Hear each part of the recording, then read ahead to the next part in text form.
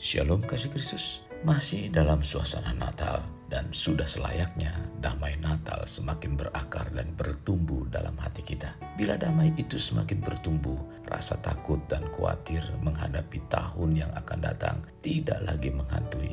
Mari tetap melekat dalam Tuhan melalui renungan hari ini agar otot-otot iman kita semakin kuat sehingga tahun depan kita siap melangkah menyambut terobosan dalam setiap aspek hidup kita. Kita berdoa. Bapa, terima kasih buat hari ini.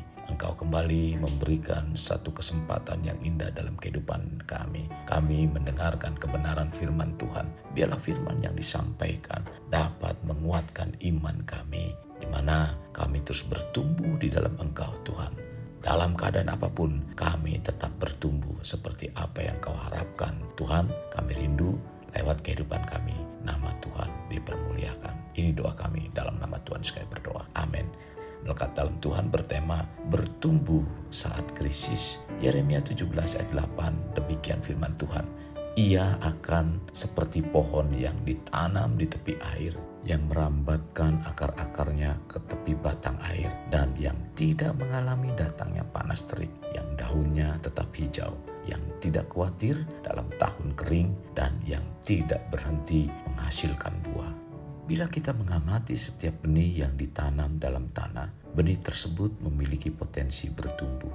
Bila benih yang tertanam dalam tanah untuk membawa dirinya dapat bertumbuh, benih tersebut harus berperang menghadapi panas, dingin, dan kerasnya tanah, tempat di mana ia memberikan pertumbuhan. Demikian juga dengan kehidupan yang kita jalani, akan mengalami masa-masa pertumbuhan saat mampu bertahan dan keluar menghadapi krisis.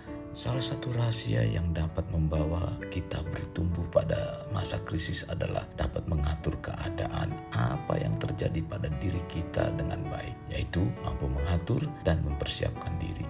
Maksudnya, kita sudah siap untuk menghadapi sebuah krisis. Salah satu kesiapan yang paling mendasar dan paling mudah untuk dapat bertahan, bahkan keluar sebagai pemenang, adalah dengan mentaati perintahnya. Kekasih Kristus, seluruh orang yang percaya pada Tuhan tahu percis bahwa Tuhan adalah penguasa sebagai pemilik dan yang mengatur dunia dan segala isinya.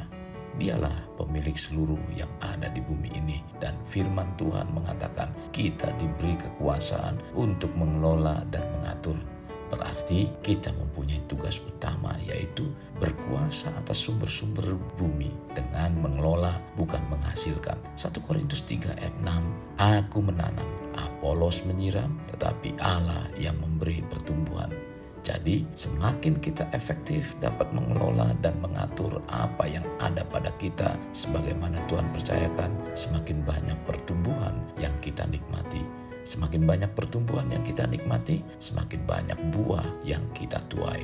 Ukuran yang Tuhan ukurkan untuk bertumbuh saat kita krisis adalah orang yang dapat mengelola dan mengatur iman pada Tuhan dengan setia.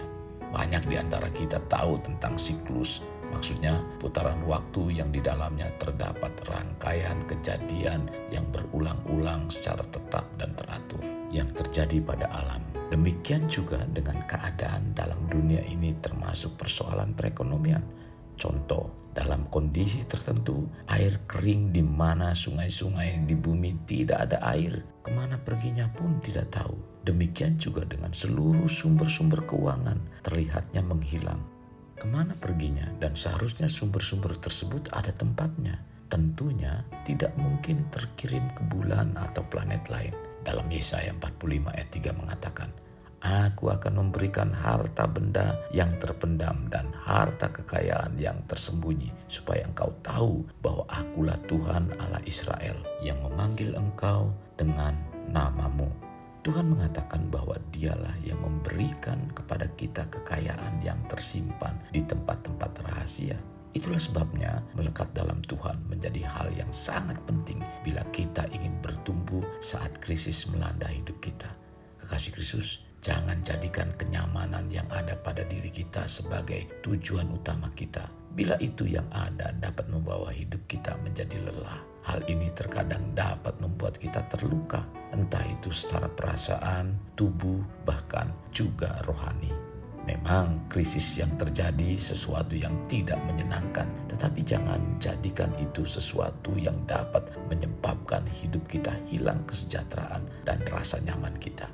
Karena kita akan baik-baik saja, sebab Allah masih memegang kendali atas bumi yang kita tempati ini.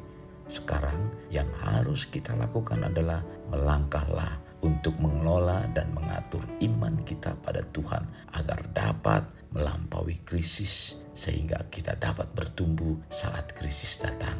Kasih Kristus, jadikan hidup kita untuk lebih bermakna, membangun pribadi bermakna dimulai dari pribadi kita. Kita berdoa, Tuhan, sekali lagi kami naikkan syukur kepadamu Tuhan, karena firman Tuhan yang kami terima hari ini, di mana kami dibawa untuk mengerti tentang jalan pikiran Tuhan. Apapun yang kami alami, kami percaya bahwa kami harus mampu bertumbuh di atas krisis apapun yang kami akan hadapi. Tuhan tidak pernah meninggalkan kami dan Tuhan selalu membawa kami untuk tetap bertumbuh. Sebagaimana satu tanaman ketika ditanam di tepi aliran air, maka tanaman itu akan menghasilkan akar-akar yang terus makin tertanam dan merambat ke batang air. Dan disitulah akan terjadi pertumbuhan dan menghasilkan buah. Ini yang menjadi kerinduan kami Tuhan.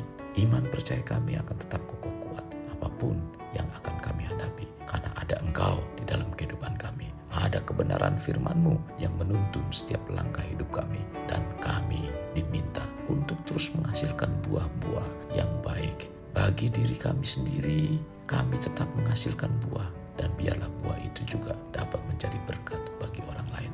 Dalam nama Tuhan Yesus kami berdoa. Amin. Kasih Kristus, mari kita akhiri dengan mengendahkan kedua tangan kita. Terimalah anugerah berkat dari Allah Bapa, kasih sayang daripada Yesus Kristus dan persekutuan dengan Roh Kudus yang mencurahkan berkat secara rohani, berkat secara jasmani, dan berkat secara rohani, di mana berkat Abraham, berkat Ishak, berkat Yakub dicurahkan dan dilimpahkan dari saat sekarang sampai Maranatha tiba, dalam nama Tuhan Yesus. Amin. Sampai jumpa di renungan berikutnya. Tuhan Yesus memberkati. Jangan lupa like, share, dan subscribe.